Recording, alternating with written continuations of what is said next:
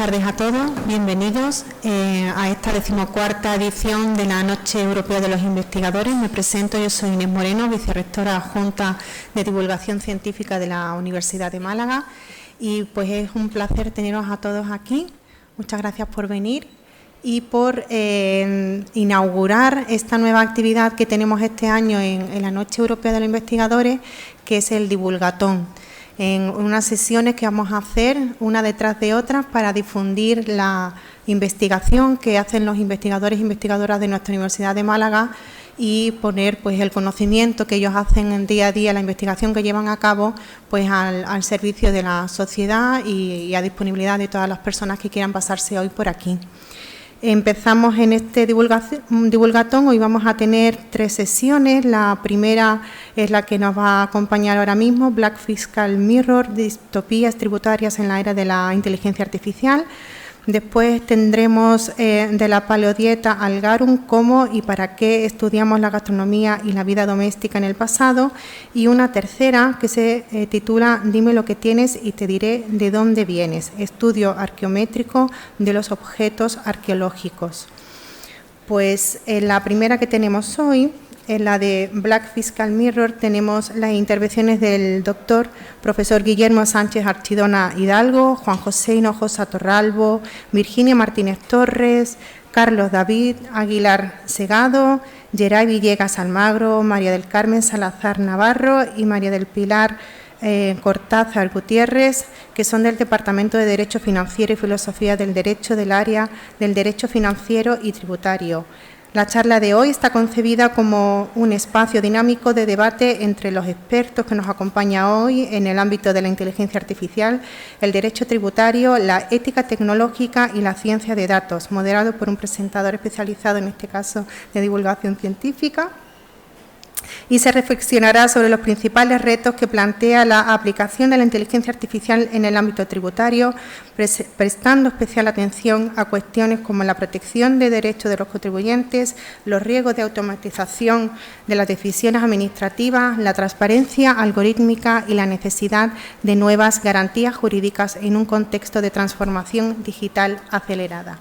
Así que, por si no lo sabíais, que a día de hoy ya Hacienda está haciendo uso de la inteligencia artificial para influir en nuestras decisiones como contribuyentes, pues esta tarde tenemos al equipo, como digo, del proyecto Garantix UMA, que nos invita a descubrir cómo la tecnología está transformando los procedimientos tributarios y, sobre todo, a reflexionar sobre una cuestión clave: ¿qué pasa con nuestros derechos cuando la inteligencia artificial entra en juego? Así que os dejo en muy buenas manos y que disfrutéis de la sesión. Muchas gracias.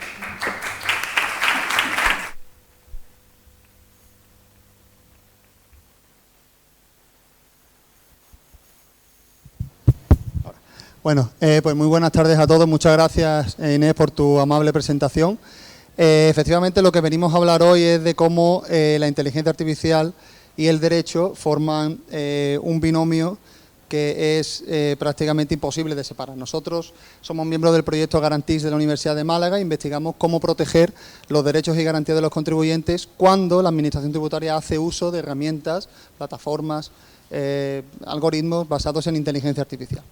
La idea de la sesión no es que todos estemos sentados y esto sea una lección magistral. La idea es que dialoguemos entre nosotros, dialoguemos con vosotros y que sea lo más participativa y lo más amena posible, ¿vale? Así que tenéis plena libertad para interrumpir, tenéis plena libertad menos para insultar.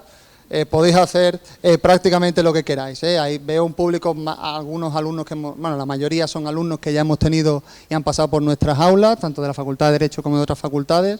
El resto de público también, muchas gracias por venir. Y queríamos empezar planteando una pregunta. El título de la sesión, bueno, lo sabéis, pasa que por avatares del destino ahora mismo no se proyecta en pantalla, luego se proyectará. Vamos a hablar de distopías tributarias en la era de la inteligencia artificial. Probablemente a lo largo de la sesión vayamos planteando distintas, ¿no? La primera es que si, por ejemplo, yo fuera un inspector de Hacienda y yo me planto en la puerta de este establecimiento y esto fuese un bar, un negocio de hostelería, si yo me planto ahí y digo, bueno, soy el inspector de Hacienda, quiero abrirle un procedimiento de inspección tributaria. Dice, bueno, ¿por qué? Dice, bueno, pues mira, es que utilizamos unos algoritmos muy potentes en la administración tributaria que los utilizan y esos algoritmos arrojan una serie de conclusiones, que es que usted está facturando, esto es un negocio de hostelería, está facturando por debajo de la media del sector de hostelería de la provincia de Málaga. Yo con esos datos tengo información suficiente para abrirle un procedimiento. Es decir, hay un programa informático que ha cruzado datos y a mí me ha dado una conclusión y yo la doy por buena como inspector. Eso que os acabo de contar, no sé si creéis que es una distopía o no, no sé si creéis que está pasando ahora o no, pero desde luego que plantea muchos interrogantes. ¿Creéis que es algo ficticio? ¿Creéis que eso puede pasar en la actualidad o creéis que ya ha pasado en la actualidad? Alguien está diciendo por ahí al fondo, esto ya ha pasado, esto evidentemente lo hemos contado más de una ocasión. ¿Por qué crees que ha pasado? ¿Te dejamos el micro y nos dice qué ha pasado? Está diciendo por ahí, creemos que ha pasado. ¿Creéis que esto es posible? ¿Creéis que es posible que los programas informáticos que utiliza la Administración, no solo la tributaria, sirvan de prueba de cargo para abrir inspecciones tributarias a cualquier negocio de hostelería, a cualquier empresa?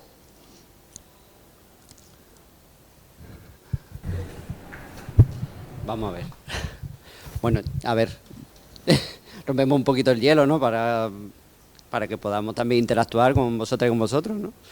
Hombre, seguramente, y es probable, que haya ocurrido. Quizás no se haya dicho directamente la palabra algoritmo, pero se puede entender que a través de algunos programas, que ahora nos comentará nuestro compañero Geray, se puede intuir que sí que está sucediendo ahora, ¿no? Si yo os digo, ¿os suenan los programas informáticos Pandata, Prometeo, Infonor, Genio? Si yo os digo todos esos nombres que son de la mitología griega, ¿los asociaréis con programas informáticos que utiliza la Administración Tributaria?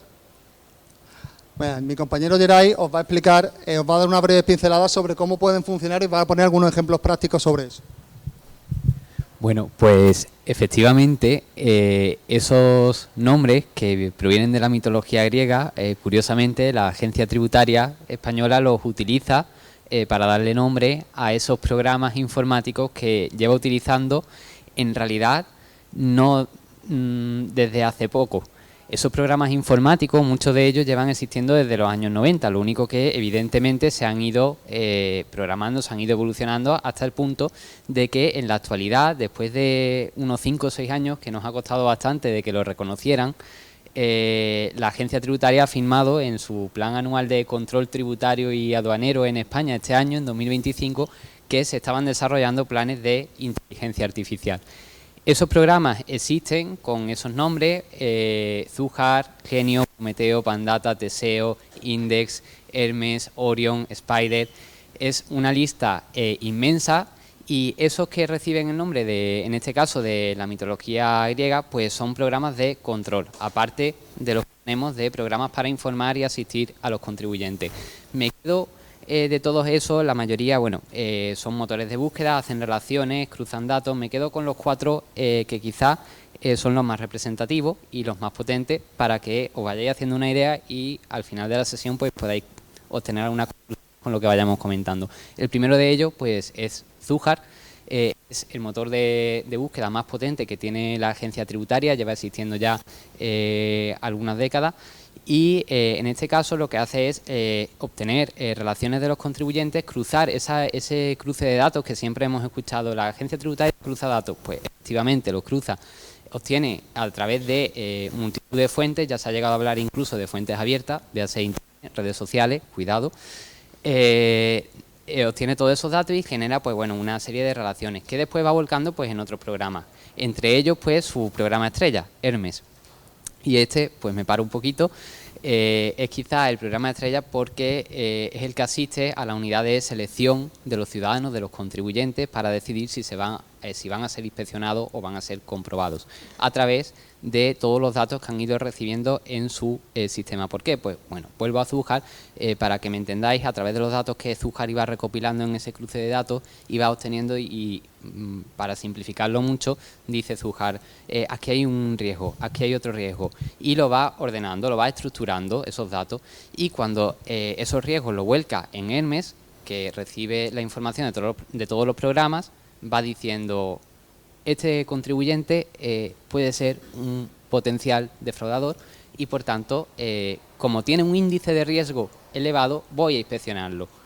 Ya con esto os podéis ir haciendo la idea de que lo que se comentaba al inicio no está tan lejos, está cerca. Y de hecho, aunque no se haya hablado de algoritmo ni de inteligencia artificial, hay por ahí, que ahora se comentará, imagino, una sentencia del Tribunal Supremo del 1 de octubre de 2020 en la que eso que ha comentado Guillermo pasó de verdad y sigue pasando. La agencia tributaria utiliza esos algoritmos. Bueno, después tenemos otras como Orion y Spider, me paro en Spider, que quizá a día de hoy puede ser pues la más preocupante y la más significativa cuando habla del araña web, que lo que hace básicamente es explotar toda la información que va obteniendo de Internet a través de un tejido, por eso se le denomina así, y la va volcando. Toda esa información que la agencia tributaria ha ido recopilando durante 40 años además, desde los años 80-90 hasta el día de hoy, más la que está obteniendo a día de hoy,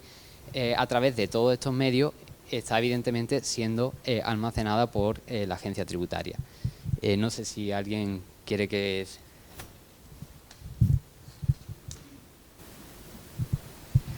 Bueno, a mí me surgen varias cuestiones respecto a lo que comentaba Geray. ¿Se me escucha bien? Sí. La primera de ellas es, volviendo a ese supuesto ficticio, que no es tan ficticio, que comentaba anteriormente Guillermo, y es si vosotros consideráis que sobre la base de la herramienta Hermes, ¿no?, que nos lanza unos datos estadísticos, que nos dice pues que este sector de actividad tiene más tendencia a ser de alto riesgo de fraude fiscal, pues porque suelen declarar menos, porque tienen una baja actividad o una declaración. Entonces, si vosotros consideráis que eso es motivo suficiente, ya no para que se inicie un procedimiento de inspección, sino para que además entren en vuestro domicilio. Porque eso era precisamente lo que ocurría en ese caso, que no es ficticio, como decíamos. Esto bien, trae causa de una sentencia del año 2020 en la que un dueño de una taberna, pues de repente un día recibe la visita de un inspector que, sin haberle notificado previamente que le iba a iniciar este procedimiento de inspección, le llega pues diciéndole esto, que le iniciaba el procedimiento en ese momento y que además quería entrar en su domicilio, en este caso constitucionalmente protegido. Entonces, la pregunta que yo os lanzo, ya sabiendo que esto fue un supuesto real, es si consideráis que esto es motivo suficiente el que haya unas estadísticas que nos dicen que normalmente pues, este sector de actividad es tendente a tener una baja declaración, pero sin tener unos datos concretos de la situación de esa persona. ¿Qué opináis? ¿Sí, no, es suficiente? Y si no es suficiente, ¿por qué no es suficiente? O sea, en todas estas cuestiones, realmente yo creo que el aspecto fundamental que todavía no hemos comentado es el de la motivación. Que no sé si alguno queréis comentar algo sobre este tema. Yo os voy a volver a hacer una pregunta, a ver si participáis más, siendo un poquito más sincera, cuando mi compañera, o sea, más sincera, más sencilla. Cuando mi compañera preguntaba si es suficiente, yo os pregunto, ¿qué otros motivos puede haber para que un bar tribute menos de lo que suele tributar un negocio similar en una zona similar? ¿Qué puede pasar? ¿La época del año? ¿Creéis que puede ser algo relevante? ¿El año? ¿Creéis que en 2021, cuando los bares tenían que cerrar a las 8 y nos obligaban a seguir tomando la cerveza en casa hasta que volvían a abrir, tributaban igual de lo que lo hicieron en 2023? ¿Creéis que una zona, por ejemplo, que se haya podido ver afectada por lluvias torrenciales va a tributar igual que en una misma ciudad, una zona que no se haya visto afectada y el local no haya tenido que estar cerrado? Un local familiar, que haya perdido a uno de los familiares que se encargaba de mantener vivo aquello, ese negocio, que hayan tenido una pérdida, que hayan contratado a alguien, que lo hayan tenido que despedir. ¿Creéis que todos esos son factores que pueden influir en la tributación media del local? ¿Sí? ¿No? Sí. ¿Creéis que la Administración tributaria tuvo en cuenta todos y cada uno de esos factores antes de iniciar ese procedimiento de inspección? ¿Por qué no? Porque una máquina es la que lo hace. Perdón, ¿quién habla? Que la que maneja todos esos datos es una máquina. Entonces, que lo que recibe el inspector que sea son los datos que esa máquina le da. Entonces, la máquina eso no tiene en cuenta. Tiene en cuenta en relación a lo anterior o a lo circundante. A ¿Ha escuchado todo el mundo lo que ha dicho, perdona tu nombre, ¿Víctor? ¿Ha escuchado todo el mundo lo que ha dicho Victoria? La máquina no va a tener en cuenta todos esos factores, pero ahora yo me pregunto, si la máquina no tiene en cuenta todos esos factores, ¿no hubo nadie que revisara la metodología de decisión de esa máquina antes de iniciar un procedimiento de inspección? Porque situaros que el inicio de un simple procedimiento de inspección no genera un daño económico per se en la persona, pero imaginaros las consecuencias psicológicas de entrar un día a tu negocio y que se persone un inspector de Hacienda y te diga que usted está siendo investigado, que va a ser investigado y que va a necesitar la ayuda necesaria, que por supuesto se va a tener que costear usted, para rebatirme a mí por qué yo he decidido iniciarlo. Pero es que yo no lo sé, porque no lo he iniciado yo como una persona. Me fío de las estadísticas de una máquina. Claro, aquí el tema no está en que seamos unos negacionistas de la inteligencia artificial y que evidentemente no tenga innegables beneficios para quien lo use.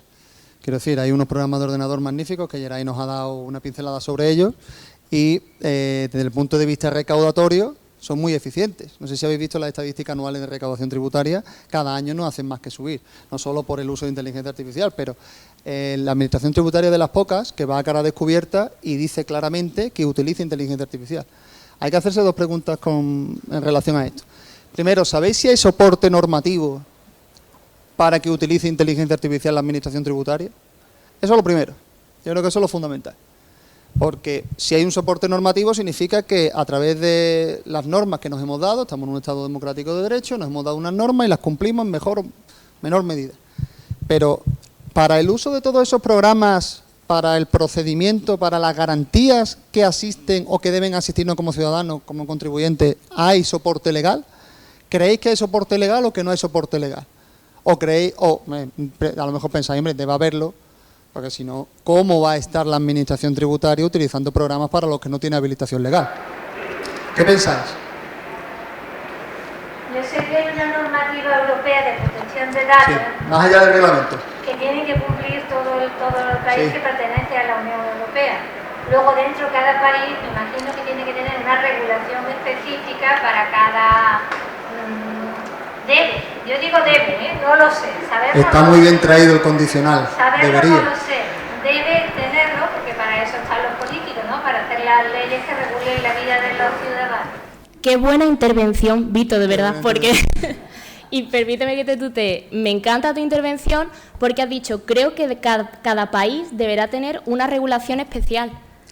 ¿Y por qué no regula la Unión Europea? ¿No nos hemos planteado que si tenemos, por ejemplo, una agencia que certifica la calidad del medicamento a nivel europeo, ¿por qué no tenemos una agencia de calidad algorítmica a nivel europeo? ¿Por qué dejamos que cada país sea el que supervise los algoritmos? ¿Por qué no obligamos a mostrar el código fuente? ¿No os habéis planteado por qué no hay una regulación unitaria? Más sencillo todavía. Si yo quiero recurrir, como yo soy un afectado, yo soy el dueño del establecimiento y quiero recurrir frente a esa decisión, yo no puedo conocer el razonamiento lógico que ha seguido el programa informático. Bueno, salvo que sea informático. Bueno, y ni siquiera porque tendría que tener acceso al código fuente, o sea que tampoco. Entonces, ¿cómo si no tenemos claro que haya habilitación legal para ello? Ahora lo hablaremos, también tenemos precedente de alguna sentencia que la ha comentado mi compañera Carmen, creo. Si no tenemos habilitación legal para ello o no sabemos si la tenemos, o sea, estoy hablando de directamente algún procedimiento legal, normativo, que aparezca en una norma con rango de ley a poder ser, en el que habilite a la Administración a utilizar estas herramientas de esta manera y con estas garantías.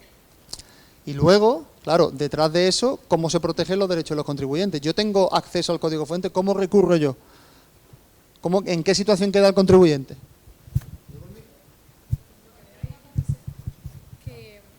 Si no recuerdo mal, en alguna normativa se hablaba de que sí que se permitía a la Administración utilizar ciertos programas de inteligencia artificial siempre y cuando hubiera después una mano humana o una mente que supervisara realmente estas decisiones, porque al final es como decimos, si este cruce de datos y esta decisión es una decisión automatizada, al final al contribuyente que le queda. O sea, no sabe realmente por qué se está abriendo esa inspección, por qué se está abriendo ese procedimiento. Y el problema que se genera de esto yo creo que es fundamentalmente la falta de transparencia, porque no solamente es que no haya una mente humana que supervise todo lo que previamente se ha decidido de forma automática, sino que tampoco se está obligando a la Administración tributaria en este caso a mostrar estos mecanismos. Es verdad que se conoce cuáles son, pero no se conoce realmente cómo funcionan, ni el porqué, ni al final la motivación de un procedimiento es esencial, y con este tipo de mecanismos es imposible, desde el punto de vista del contribuyente, defenderse de forma adecuada frente al monstruo de la Administración tributaria con sus herramientas múltiples. Así que un poco eso. Le dejamos paso al compañero, que ¿sí? ¿Te parece? Gracias.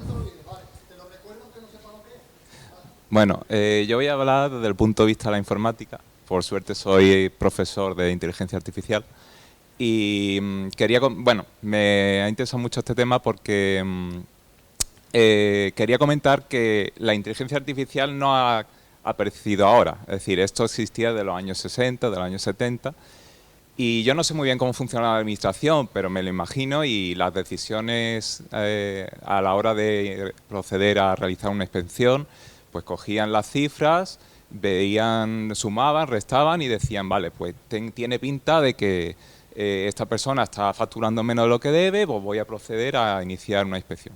¿Vale? Eso lo hacía antes un hombre a mano, a ojo, con una hoja de cálculo o lo que sea.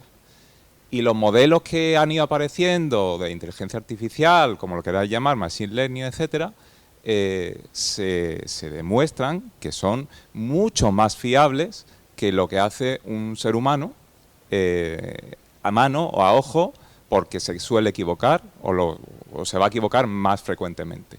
Aquí el problema viene en cómo interpreta esa información, como ha dicho la compañera.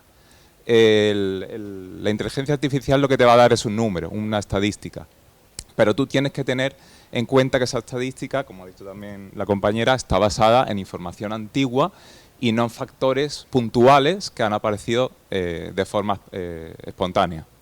Entonces aquí entramos en un ámbito en el que tenemos que entrenar o enseñar a esos inspectores o a la agencia tributaria a interpretar esa información de forma adecuada y que no simplemente cojan la inteligencia artificial y digan, pues esto me ha devuelto tal y tengo que dar el resultado en base a eso.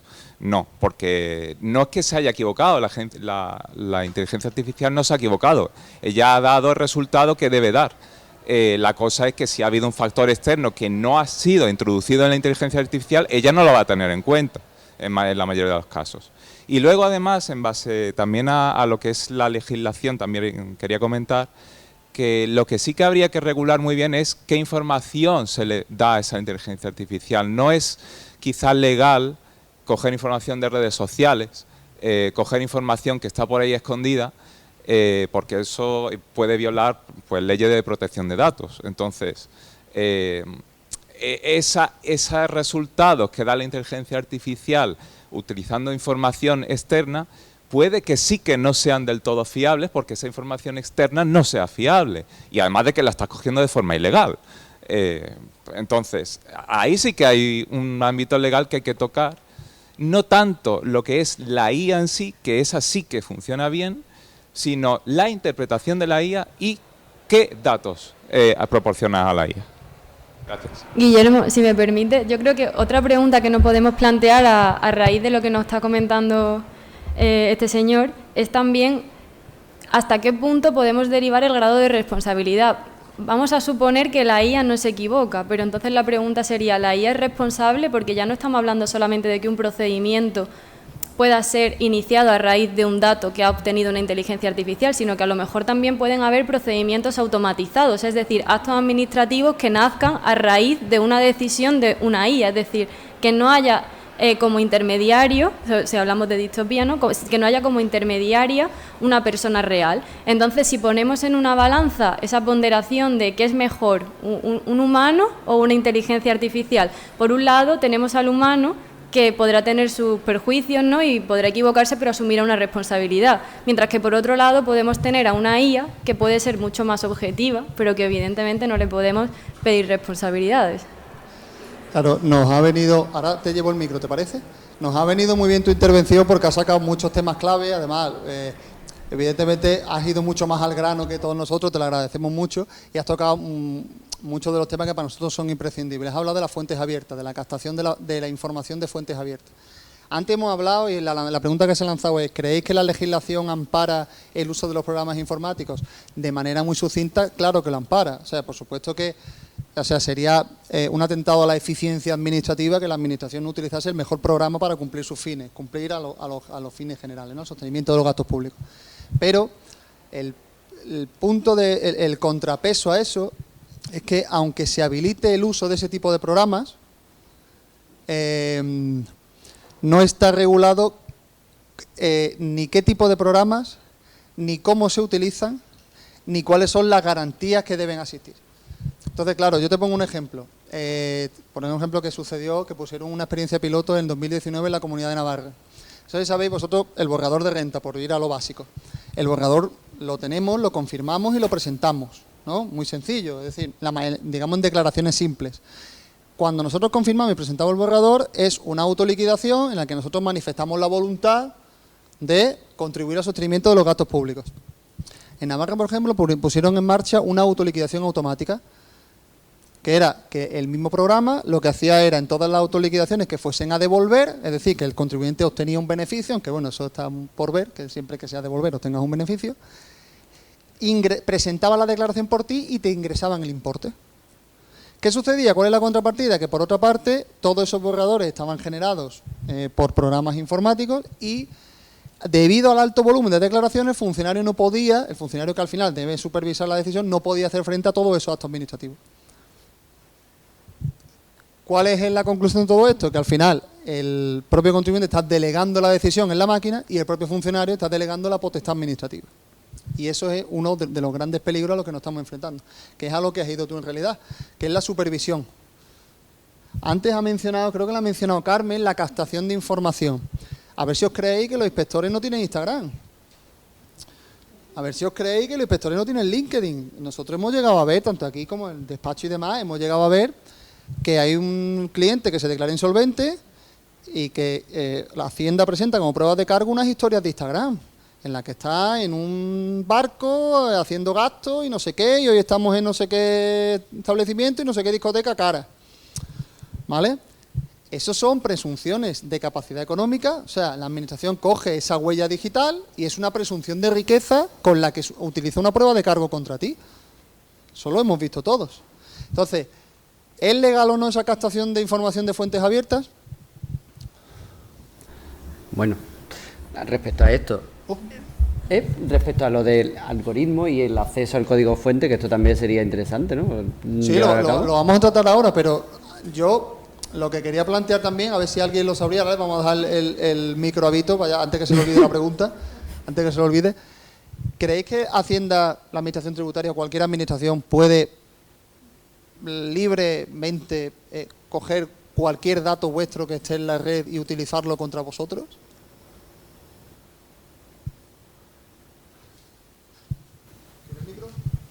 Yo creo que aquí hay un debate importante subyacente que es, dicho de alguna forma, no sé si nueva, sería establecer indicadores de la calidad de la regulación.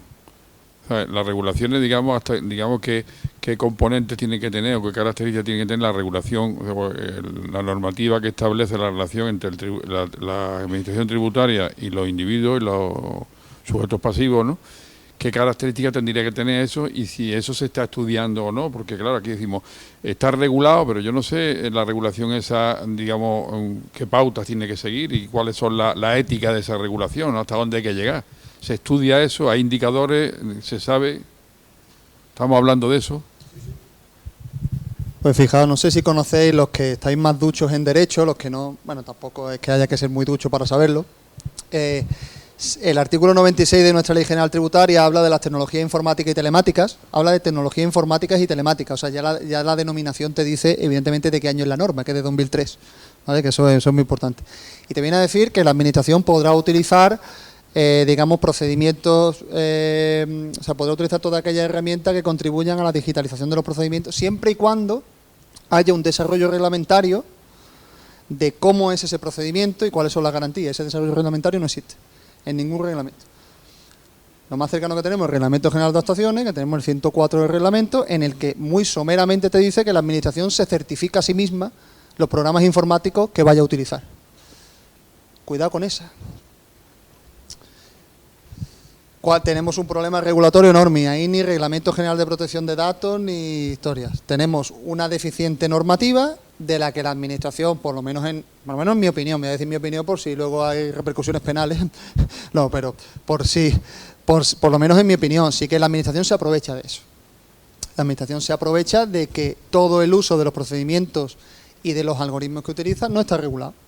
Y evidentemente que saca beneficio. Sin más. Luego está el tema, hemos lanzado la pregunta antes, mejor estáis dándole vueltas. ¿Puede la Administración utilizar como prueba de cargo una historia mía de Instagram, aun teniendo yo el perfil privado y toda la historia esta que se puede hacer? Espérate, te paso el micro. Sí, te lo paso. Antes te has librado. Bueno, tenemos el caso de Shakira, ¿no?, que probó a través de unas fotos de Instagram que efectivamente ella residía en Barcelona más de 183 días al año.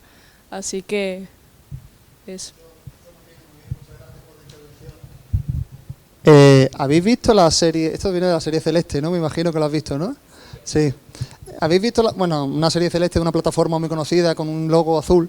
No vamos a hacer publicidad porque no nos paga. En la que son 7 u 8 capítulos muy cortitos, en la que es el caso de una inspectora de Hacienda a la que le encomiendan inspeccionar a una estrella de la canción llamada Celeste, ¿vale? Es el caso de Shakira, ¿vale?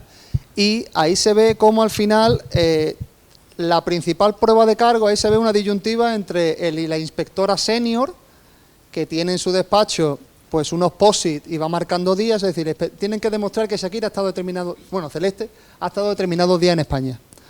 Si consigues una foto, un comentario, un cargo en una tarjeta de crédito, suficiente, demuestra que estás en España. Tienes que rellenar 183 días, porque con eso eres automáticamente residente fiscal en España. Ahí se ve como la inspectora senior utiliza métodos más clásicos y luego te encuentras una inspectora junior que al final lo que termina contactando es con clubes de fans de ella, el que a lo mejor le han perseguido, le han hecho fotos, no sé qué, y terminan demostrando esos 183 días. La Administración Tributaria ha utilizado eso en grandes casos, pero a menor escala, por supuesto que os vais a encontrar con: yo he alegado como gasto deducible una comida de negocio de tal día. Si tú en LinkedIn has puesto otra cosa, a lo mejor tú lo que has publicado en LinkedIn es de otro día, pero no quieres publicarlo ese día para no decir dónde estás ese día. Eso, lo hemos visto, lo está utilizando la Administración para desmontarte tu teoría, ¿vale? O sea, prueba de cargo de que se han metido en tu perfil de LinkedIn y, por supuesto, que utilizan las historias de Instagram. Eso se llama la captación de fuentes abiertas de Internet. Eso es lo que siempre se dice, de tener mucho cuidado con lo que publicáis en redes, ¿no? ¿Hay soporte legal para esto o no? Ya hemos visto muy someramente que la legislación tributaria no es que no permita el uso de la tecnología, una tecnología informática y telemática es un algoritmo. Entendemos, ¿no? Estamos todos de acuerdo en eso. Claro, ¿cuál es el tema? El tema es que el desarrollo de esos algoritmos no los conocemos. Si os metéis, hay un documento clave que recomiendo que leáis, que es el plan de control, bueno, aparte del plan de control aduanero y tributario, que lo ha dicho mi compañero Geray, es el plan estratégico 24-27 de la Agencia Tributaria. Ahí dice abiertamente qué tipo de... Bueno, dice que utilizan inteligencia artificial para la selección y control de contribuyentes, pretenden anticiparse. ¿De qué se ha dado cuenta la Agencia Tributaria? Que anticipándose al riesgo, invierte menos medios materiales y humanos en la persecución del fraude. Por ejemplo, el clásico caso de los avisos de Hacienda, que eso sí, lo queréis comentar alguno, lo comento yo, como queráis. Lo comento yo, si no estáis por aquí me echáis una mano. Yo te hago una breve interrupción en relación a esto. Estaba hablando precisamente de que la Administración actúa así para ahorrarse medios personales y materiales. pero no se pondera qué tipo de recursos tiene que utilizar el contribuyente para defenderse frente a eso, porque todas estas pruebas que estamos hablando, que la Administración presenta contra nosotros, luego somos nosotros los que tenemos que desmontar la versión de la Administración. No es solo que utilice pruebas de redes abiertas, es el peso que se le da y luego yo tengo que defenderme frente a eso a la Administración, cuando se están haciendo presunciones de renta de una historia de Instagram. Sí, lo que pasa es que voy a intervenir yo. El problema es, al hilo ya de todo lo que estamos comentando, que es muy difícil defenderse cuando no se exige cierta transparencia a esas herramientas. Y lo digo con respecto a la habilitación legal. Habrá habilitación legal que es muy sucinta, pero la Administración tributaria, y como tú has dicho, de eso se aprovecha, en cierto modo se ve amparada, entre comillas, salvando la distancia por la normativa que se ha ido construyendo a lo largo de estos años. Me voy al Reglamento de Inteligencia Artificial de la Unión Europea, exige mayores criterios de transparencia para algoritmos de alto riesgo y resulta que casualmente los algoritmos, bueno, la inteligencia artificial que utilicen las autoridades tributarias de los Estados miembros de la Unión Europea no entran dentro de esa categoría, a pesar de todos los apuntes que estamos haciendo aquí, del punto al que llegan algunas de esas herramientas y a lo que ha dicho el caballero del fondo, de que habría que regular o entender cómo se entrenan esos algoritmos, ver qué información se utiliza y, evidentemente, enseñarle a los funcionarios de Hacienda a utilizar esos algoritmos. Pero partimos de la base de que el reglamento nos deja desamparados. Me voy a la la normativa de protección de datos, reglamento de protección de datos en España. Resulta que se prohíbe la elaboración de perfiles de riesgo, y antes ya lo he mencionado, que algunas de esas herramientas lo elaboran a través de decisiones automatizadas, salvo las administraciones públicas cuando competa. Pues evidentemente la administración tributaria, una administración pública, se ve en ese marco, aprovecha esa casilla. Entonces, ha venido muy bien que la Ley General Tributaria de 2003, reformada en 2012, 20 y tantos años ya de Ley General Tributaria, no haya desarrollado en los reglamentos esas herramientas y que esa normativa evidentemente le haya permitido ese camino. Entonces, al hilo ya de lo que estamos comentando, está resultando muy difícil construir ese marco y que, pues, por ejemplo, sepamos cuándo se puede recurrir, ante quién hay que recurrir y ese derecho de defensa que tendría un ciudadano frente a una decisión en el caso en que haya sido tomada por un algoritmo. Bueno, yo lo que pienso en cuanto a esto de la inteligencia artificial y el problema que se plantea cada uno con el uso o mal o buen uso de esto, la inteligencia artificial al fin y al cabo no deja de ser más que una herramienta. Entonces, como usemos esa herramienta, depende de lo más o menos beneficiosa que pueda ser. Y está claro que todo el que quiera hacer el mal va a utilizar la herramienta para malos fines y todo el que quiera hacer el bien la va a aprovechar para hacer lo mejor que pueda con ella. Entonces, ¿cómo se defiende el ciudadano? Yo pienso que como no hay tampoco una historia de utilización de la inteligencia artificial en la vida cotidiana lo suficientemente larga, hay que ir haciendo paso a paso. Yo sé que en la legislación americana las sentencias judiciales son una gran arma probatoria de cara a un juicio subsiguiente. Es decir, si a una persona se le plantea un problema de ese tipo, puede aducir en su defensa la sentencia que se ha hecho en un juicio previo. Yo no sé cómo eso funciona en España, pero me imagino que cuando se empiece a tratar todo este tema, depende de lo que le haya pasado a cada uno, todo eso entrará a formar parte de la legislación referente a estas sentencias e irá sentando las bases sobre las cuales se haya de construir lo que deba ser más beneficioso para la sociedad.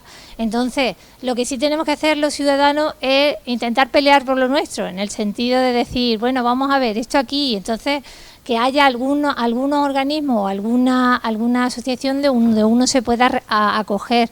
Porque, por ejemplo, ahora que estaba pensando lo de Shakira, la cogieron de otra manera, pero el que hace la ley hace la trampa. Porque no me quiero acordar de la ley de bienestar animal que ha dejado fuera a los animales que más maltratados están de todo. O sea que hay que vigilar todo ese tipo de cosas. Y yo creo que la única forma que tenemos nosotros es o mediante el voto o metiéndose en juicio, que es muy difícil que la gente quiera. Guillermo, yo quería comentar que en base a lo que dice Vito, hay una cosa que es muy característica, que ya la comentaba Pili, y es Hacienda busca ahorrar recursos mientras el contribuyente acaba pues teniendo que pagar los platos rotos y asumir un gasto extra. Entonces, la pregunta sería, sí, podemos esperar a que hayan sentencias suficientes que sienten un precedente y que se promueva de esa forma la protección de los derechos y garantías de los contribuyentes, pero ¿a qué coste? Es decir, ya no solamente que los contribuyentes van a tener que afrontar un juicio y asumir unos gastos, sino es que en la mayoría de procedimientos que se judicializan por cuestiones tributarias, vemos que incluso cuando ganamos, las costas no las paga Hacienda. Entonces, claro, la pregunta es, ¿podemos pausar o retardar la protección de esos derechos y garantías y dejar que simplemente todo lo vayan solucionando los tribunales? Bueno, y que las costas tributan, como dice Pili también, claro, que eso es otro tema. Fíjate, con el límite que estás hablando, dice alguien, yo tengo que tener una asociación, un colectivo al que dirigirme. En la única cortapisa frente a estas actuaciones es el Tribunal Supremo. No sé si habéis conocido en estos últimos días, y cerramos un poquito con el debate, ¿habéis conocido la sentencia del Tribunal Supremo del caso Bosco, de la aplicación Bosco de... ¿Sabéis lo que es el bono social eléctrico? ¿Sí? ¿Habéis oído hablar del bono social eléctrico? Pues en los últimos días se ha publicado una sentencia por parte del Tribunal Supremo que es pionera en este país. O sea, es pionera en este país, no tanto en otros países, que ya no es tan novedosa, pero sí en el nuestro, en el que se reconoce muy sucintamente, en el que el caso es un poco, si queréis ir comentándolo también, si no lo comento yo. El caso es el siguiente, hay una aplicación informática que es una herramienta que se llamaba Bosco, en el que tú podías solicitar el bono social eléctrico. Es una herramienta que te llevaba por determinados sitios, ¿vale? ¿Qué sucede? Que es una herramienta que concedía un beneficio o no, que era el otorgamiento del bono social, el bono social energético. ¿Qué sucede? Este asunto llega al Tribunal Supremo y ¿qué está alegando la persona? ¿Qué está alegando el recurrente? Está alegando que no puede conocer el razonamiento lógico que ha seguido el algoritmo detrás de Bosco, de esta aplicación Bosco, para conocer por qué se le ha denegado a él ese beneficio. Que ese sería aplicable a cualquier aplicación que desarrolle la agencia tributaria, por ejemplo. Además, es exportable a cualquier algoritmo que utilice una administración. ¿Qué viene a decir el Tribunal Supremo? Que el ciudadano, alegando conceptos de democracia digital, de explicabilidad algorítmica, tiene derecho, en este caso concreto, a conocer el código fuente como parte de, digamos, los derechos que le asisten como ciudadano.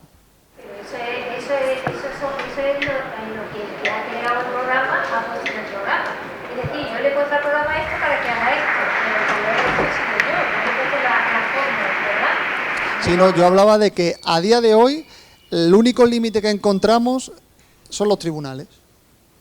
Y es en este caso la sentencia Bosco, ya os digo yo que va a traer cola. Son los que os la hayáis leído, va a traer cola. ¿Por qué? Porque evidentemente se va a empezar a cuestionar que por qué eso no es exportable a todo lo que hace la administración. ¿Tiene el ciudadano el derecho a conocer el código fuente? Por supuesto, el código de programación también. ¿Vale?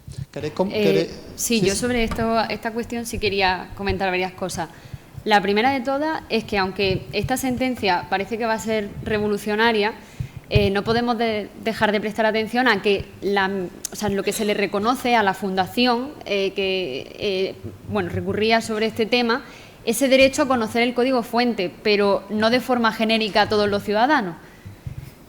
Eso es un tema. Y luego, por otro lado, también lo que dice el Tribunal Supremo es que verdaderamente igual no es tan necesario conocer el código fuente de forma genérica para todos los ciudadanos. ¿Por qué? Bueno, depende mucho del tipo de aplicación. La aplicación Bosco, haciendo el símil a lo que sería la administración tributaria, vendría a ser como el RentaWeb, que no sé si conocéis el RentaWeb, que es esta aplicación que se utiliza pues, para presentar la autoliquidación del impuesto sobre la renta. ¿Esta aplicación qué hace? Bueno, ya se le han metido una serie de parámetros y realmente uno introduce sus datos o ni siquiera, porque ya te aparece conforme entra en la aplicación, y si está todo correcto, uno presenta la autoliquidación y ya está. Realmente aquí, ¿cuál es el papel que tendría la inteligencia artificial? Bueno, pues se le han metido unos parámetros, hacen unos cálculos y ya está. Este tipo de aplicación no sería comparable, por ejemplo, al caso de Hermes, donde se están realizando unos perfiles de riesgo y con base en eso que al fin y al cabo es un tema estadístico, se decide, pues, por ejemplo, qué sector puede ser más tendente a tener una declaración muy...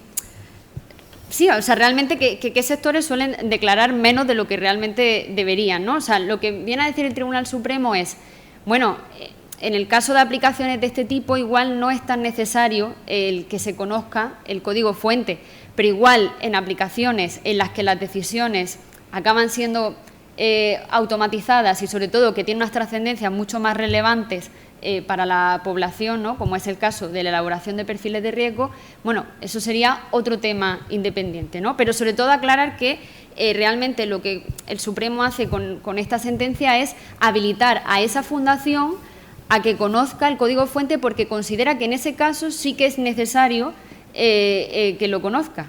Entonces, bueno, veremos a ver qué sucede en el futuro, ¿no?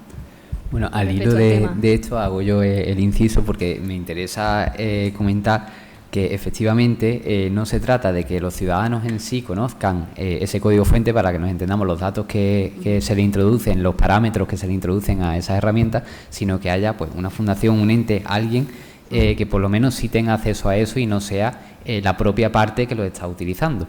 Y esto sería interesante que se planteara en el ámbito de la agencia tributaria porque hasta ahora, y aquí es donde está quizá uno de los debates más importantes, es la ponderación entre la reserva en la que se escuda la agencia tributaria de los planes de inspección y la publicación de los datos que se le introducen a su algoritmo.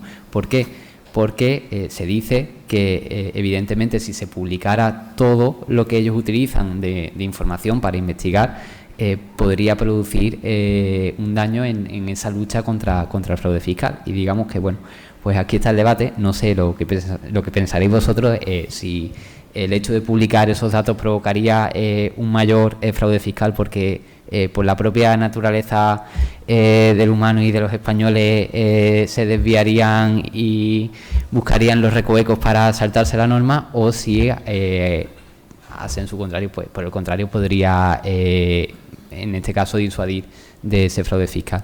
Y bueno, en ese seno pues sí se ha planteado el que hubiera pues una agencia externa o un ente externo que verificara esas herramientas.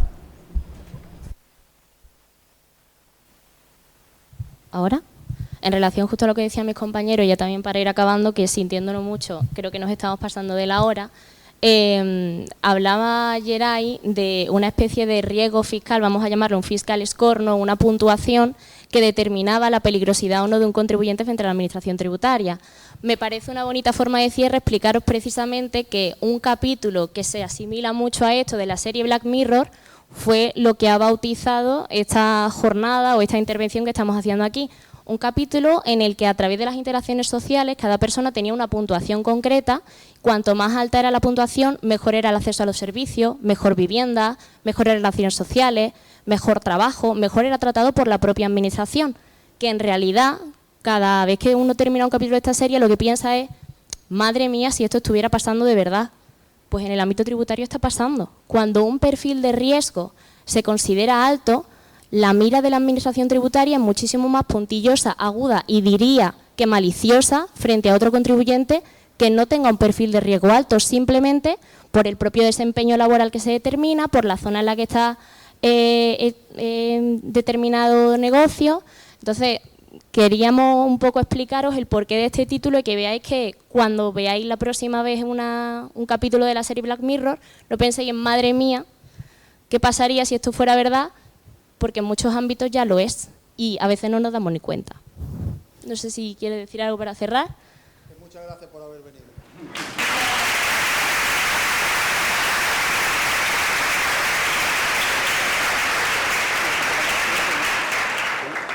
Nosotros, ¿vale?